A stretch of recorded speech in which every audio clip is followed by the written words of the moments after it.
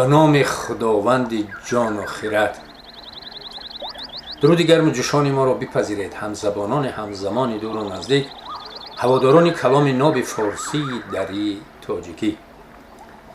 اکنون آمدیم به گفتار 41 شاهنامه بیزوال حکیم ابوالقاسم فردوسی اندر تاخت کردن کاکوی نبیره ضحاک.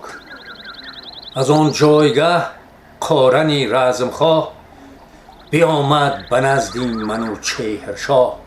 به شاه نواییم بگفت آنچه کرد، وزان گردش روزگار نبرد. برو بر منوچهر کرد آفرین، که بی تو مباد اسپ و کوپال و زین. تو زیدر برفتی بیامد سپاه، نوایین یک نامور کینه خواه. نبیره سپهدار ضحاک بود، شنیدم که کاکوی ناپاک بود. یکی تاختن کرد با 100,000 سواران گردنکش و نامدار. بکشت از دلیران ما چند مرد، که بودند شیران روز نبرد.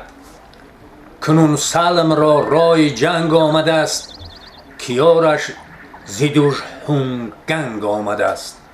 یکی دیو جنگیش گوینده هست، گهی رزم ناباک و بازوری دست.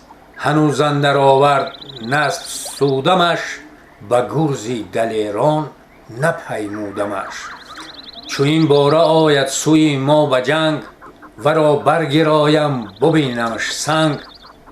بدو گفت قارن که ای شهریار، کی آید به پیش تو در کارزار. اگر هم نبردی تو باشد پلنگ، بدرد برو پوست از یاد جنگ.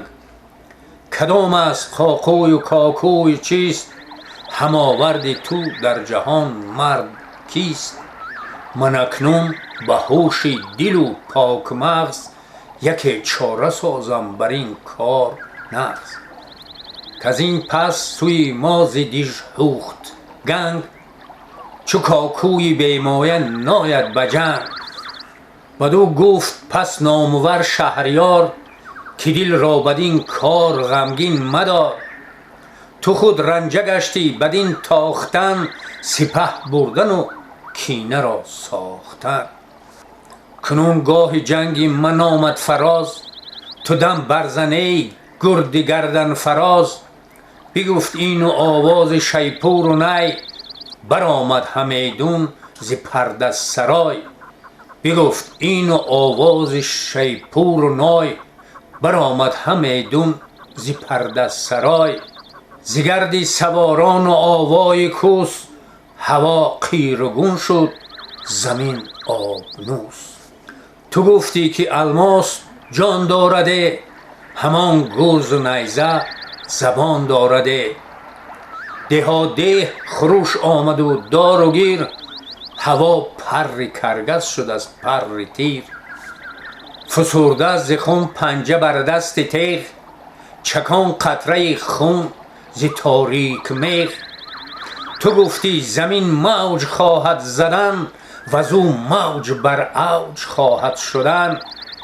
سپهدار و کاکوی برزد غریو، به میدان در آمد به کردار دیو.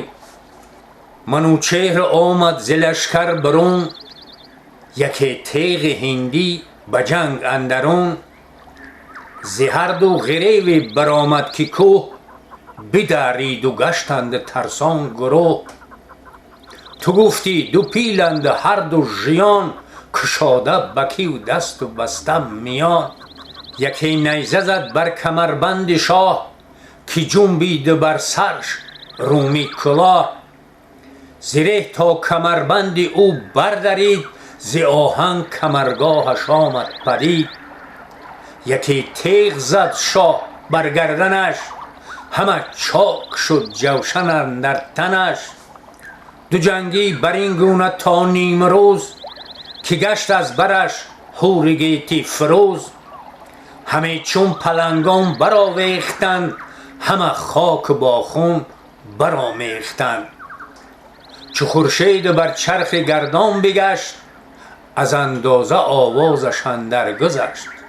دلی شاه بر جنگ برگشت تنگ، بیفشرد ران و بیازید چنگ.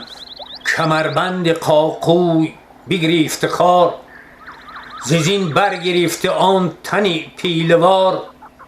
بینداخت خسته بر آن گرم خاک، و شمشیر کردش برو سینه چاک. شد آن مرد تازی ز تیزی بباد، چنان روزی بد را ز مادر بزاد.